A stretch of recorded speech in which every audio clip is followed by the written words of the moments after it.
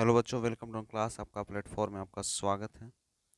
आप लोग उम्मीद है पढ़ाई कर रहे होंगे और हम लोगों ने श्रम विभाजन और जाति प्रथा का जो पाठ परिचय था उसके बारे में जो पढ़ना था सारे हम लोगों ने कंप्लीट किया।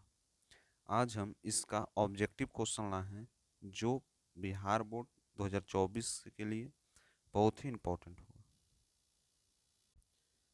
जो आपको आने की संभावना होगी। और यह जो ऑब्जेक्टिव है क्लास 10 श्रम विभाजन और जाति प्रथा का जो फर्स्ट चैप्टर पढ़ना हम लोगों को गोधली भाग 2 का, ठीक है।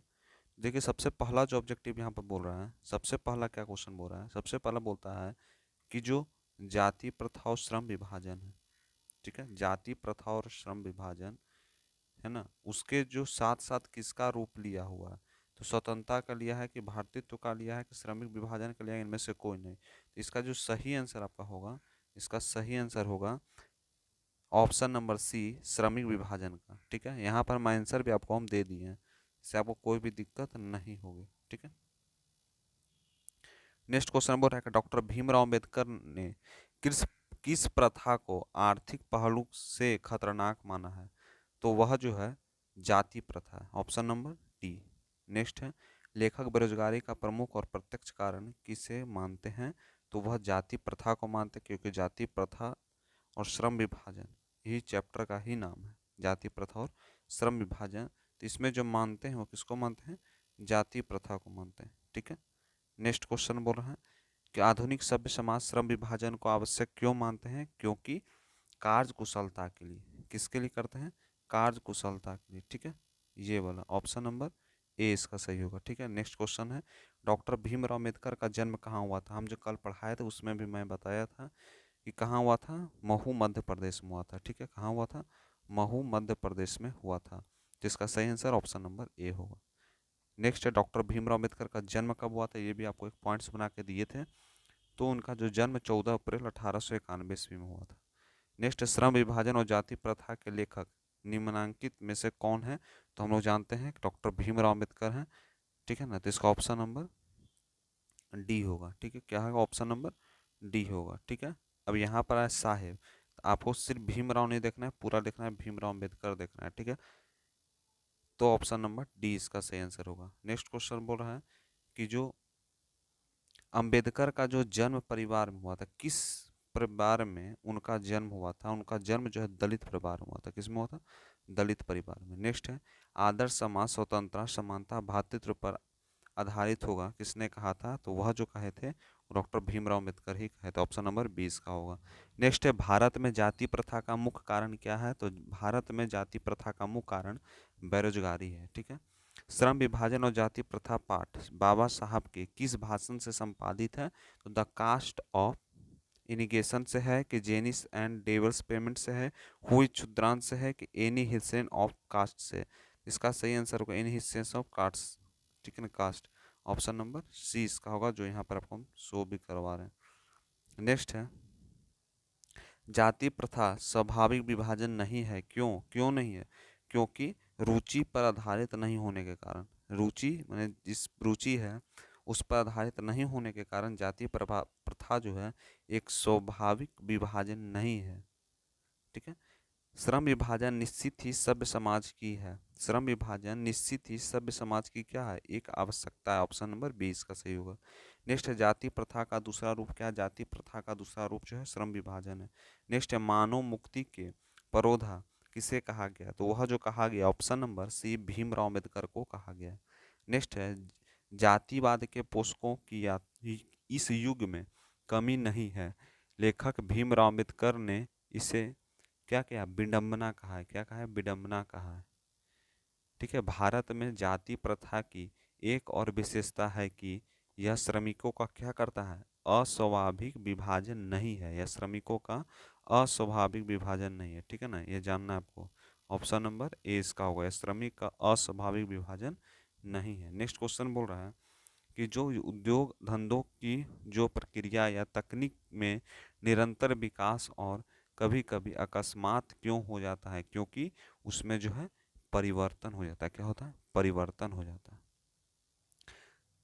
जाति प्रथा श्रम विभाजन का स्वाभाविक विभाजन इसलिए नहीं है कि यह मनुष्य की खाली स्थान पर आधारित नहीं है।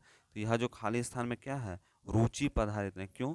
जाति के आधार पर हम लोग पढ़े थे कल कि जाति के आधार पर लोगों की जो जो रोजगार का साधन है वह खोल दिया गया है। पूर्वज लोग जो है जिस जाति के आधार पर उनको क्या करते थे, चुन लिए थे कि आपको जो है यहाँ पर क्या करना होगा, तो आपको भाई जूता चप्पल का दुकान खोलना होगा, है ना, आपको ये काम करना होगा, आपको पढ़ाना होगा, आपको विद्या देना होगा, आपको ये काम करना होगा, आपको सफाई करना होगा। तो ये सब चीज़ जाति के आधार पर बांट दिए गए थे और वह जो है मनुष्य की रुचि के अनुसार नहीं था, तो वही यहाँ पर बताया जा रहा है। ठीक है, किस धर्म की जाति प्रथा किसी भी व्यक्ति को ऐसा पेशा चुनने की अनुमति नहीं देती है जो उसका पैतृक पैसा न हो, भले ही वह उसने परंपरागत नहीं हो, तो वह सिख धर्म है। क्या है?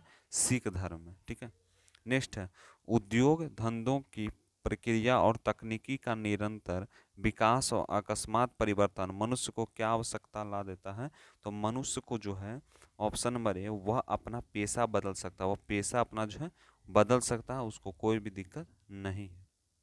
नेक्स्ट है, जाति प्रथा पेशे का दोषपूर्ण पूर्ण निर्धारण ही नहीं करती बल्कि मनुष्य को जीवन भर के लिए एक क्या करती है, जीवन भर के लिए एक पेशे में बांध देती है। किसमें बांध देती है? एक पेशे में, उसका जो काम है उसी में बांध देती है। ऑप्शन नंबर इसका ए हो जाएगा। ठीक है, नेक्स्ट क्वेश्चन बोल रहा है कि श्रम विभाजन की दृष्टि से भी जाति प्रथा से युक्त है। श्रम विभाजन जो किस दृष्टि से जाति प्रथा से युक्त है, तो गंभीर दोषों से, जो गंभीर दोष लगते हैं वही जो है श्रम विभाजन की दृष्टि से जाति प्रथा का युक्त होता है।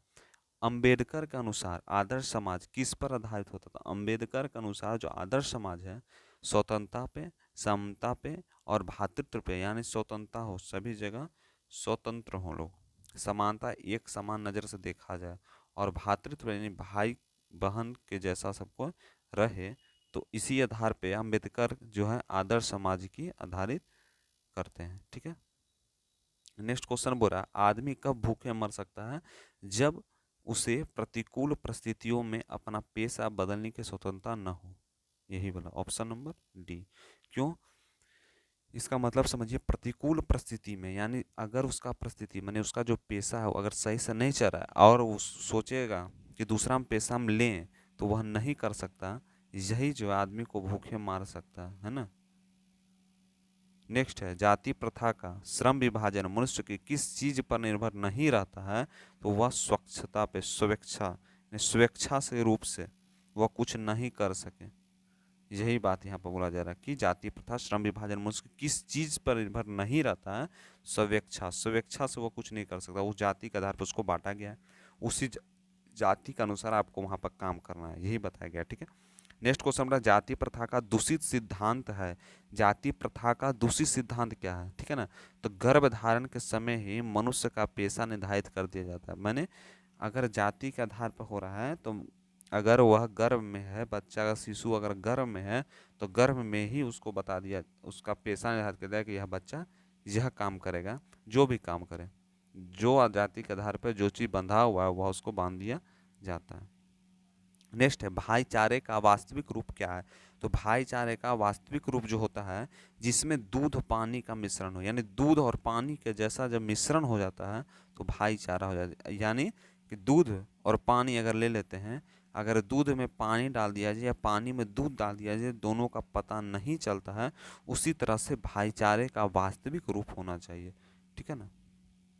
नेक्स्ट क्वेश्चन, आर्थिक पहलू से भी जाति प्रथा है। आर्थिक पहलू से जाति प्रथा क्या है? बहुत ही हानिकारक है। क्या है? हानिकारक है। ठीक है, नेक्स्ट है, सामूहिक जीवनचर्या की एक रीति तथा समाज के सम्मिलित अनुभवों के आदान प्रदान का नाम होता है। क्या होता है? अनुभव का जो आदान प्रदान है उसका नाम को कहते हैं हम लोकतंत्र कहते हैं। लोकतंत्र, लोकतंत्र का मतलब क्या होता है? हम लोग जो हैं, आप लोग सिविक्स पढ़े होंगे, लोकतंत्र किसे कहते हैं? जिसमें जनता का जनता के लिए जनता के द्वारा शासन होता है ना। तो वही बोलता है कि सम्मिलित अनुभव का आदान प्रदान होना, यानी सभी लोगों का जो अनुभव है, सभी लोगों के जो बात है, जो विचार है, उसका आसानी से एक दूसरे के समक्ष रखना ही लोकतंत्र कहलाता है। यही बोलता है कि एक रीति तथा समाज के सम्मिलित अनुभव का आदान प्रदान। सम्मिलित रीति और समाज दोनों के जो अनुभव होते हैं उसका सम्मिलित रूप से आदान प्रदान करना ही लोकतंत्र कहलाता है। ठीक है, नेक्स्ट है बाबा साहेब भीमराव अम्बेडकर का जन्म किस राज्य में हुआ था?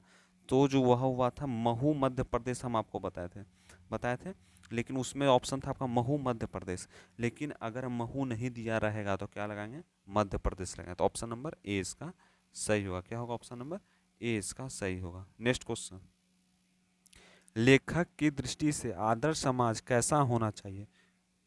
लेखक की दृष्टि से जो आदर्श समाज होता है वह स्वतंत्रता, समानता और भ्रातृत्व का भाव होना चाहिए। स्वतंत्रता होना चाहिए, समानता होना चाहिए और भ्रातृत्व का भाव। ऐसा क्वेश्चन पीछे भी आया है, तो यह क्वेश्चन जो है बहुत इंपॉर्टेंट है। क्वेश्चन आने की संभावना होती है, चलते क्वेश्चन जो है रिपीटेड हो रहा है। ठीक है, नेक्स्ट जो क्वेश्चन बोल रहा है, नेक्स्ट क्वेश्चन बोल रहा है कि भीमराव अम्बेडकर के चिंतन के प्रेरक व्यक्ति कौन थे? तो भीमराव अम्बेडकर किससे चिंतन के प्रेरक होते थे? तो कबीर थे। कौन थे? कबीर थे। Option number A. नेक्स्ट है अम्बेडकर की दृष्टि से भाईचारे का वास्तविक रूप कैसा होता है? तो दूध और पानी के मिश्रण की तरह, दूध और पानी के मिश्रण की तरह। ठीक है, ऑप्शन नंबर 20 का होगा। नेक्स्ट है भीमराव अम्बेडकर की दृष्टि लोकतंत्र का क्या आवश्यक है? तो भीमराव अम्बेडकर की दृष्टि से लोकतंत्र के लिए क्या आवश्यक है? कि लोगों की जो पारस्परिक श्रद्धा होती है, पारंपरिक श्रद्धा होती है और सम्मान का भाव हो, है ना, दोनों के बीच में सम्मान का भाव हो, एक पारिवारिक का भाव हो, श्रद्धा हो, वही भीमराव अम्बेडकर के लोकतंत्र के लिए दृष्टि से बहुत ही आवश्यक होता है। श्रम विभाजन और जाति प्रथा गद्य की कौन सी विद्या है? तो यह क्या है? श्रम विभाजन और जाति प्रथा एक निबंध है। क्या है? निबंध है। तो ये क्वेश्चन आ सकता है, क्वेश्चन आराम से आ सकता है कि श्रम विभाजन जाति प्रथा क्या है, उसके बारे में हमको बताइए। तो वह एक निबंध होता है। ठीक है, उस क्या कहते हैं? इसको निबंध कहते हैं। नेक्स्ट है जो भारतीय संविधान का निर्माता किसे कहा गया? तो हम लोग जानते हैं कि भारतीय संविधान का निर्माता जो है भीमराव अम्बेडकर को कहा गया है। किसको कहा गया है? भीमराव अम्बेडकर, जिनको भारतीय संविधान का निर्माता कहा गया है। ठीक है, तो ऑप्शन नंबर सी इसका होगा। नेक्स्ट क्वेश्चन बोल रहा है, नेक्स्ट क्वेश्चन जो होगा, अब इतना इस 37 क्वेश्चन ही था, तो जो नेक्स्ट क्लास होने जा रहा है वो सब्जेक्टिव के ऊपर होगा, यानी जो श्रम विभाजन जाति प्रथा से कितना टाइप का सब्जेक्टिव क्वेश्चन बन सकता है, कितना टाइप का हम क्वेश्चन को हम सॉल्यूशन कर सकते हैं, वो आपको हम बताएंगे। तो वह अगला क्लास होगा। अभी हम लोगों ने श्रम विभाजन और जाति प्रथा की कहानी को पढ़ा, नहीं पढ़े हैं जाके जरूर पढ़ लीजिए। और दूसरा जो है भारतीय संविधान के जो श्रम विभाजन और जाति प्रथा है उसमें जो है जितने भी ऑब्जेक्टिव बन सकते थे, जो वस्तुनिष्ठ प्रश्न बन सकते थे, वह हम लोगों ने किया। अब हम लोगों ने मिलकर, अब हम लोग मिलकर क्या करेंगे? मिलकर करेंगे सब्जेक्टिव क्वेश्चन, है ना, प्रश्नोत्तरी करेंगे। तो बने रहिए चैनल पे, और आपके लिए हम ऐसे ही कंटेंट आपके लिए उपलब्ध कराते रहेंगे, है ना। तो नेक्स्ट क्लास जो होने वाला है वह होने वाला है किसके ऊपर? सब्जेक्टिव के ऊपर। ठीक है, तो नेक्स्ट क्लास भी आप जरूर देखिएगा। ठीक है, तो आज भर इतना ही रखते हैं, मिलते हैं क्लास में। आप लोग पढ़ते रहिए। Thank you.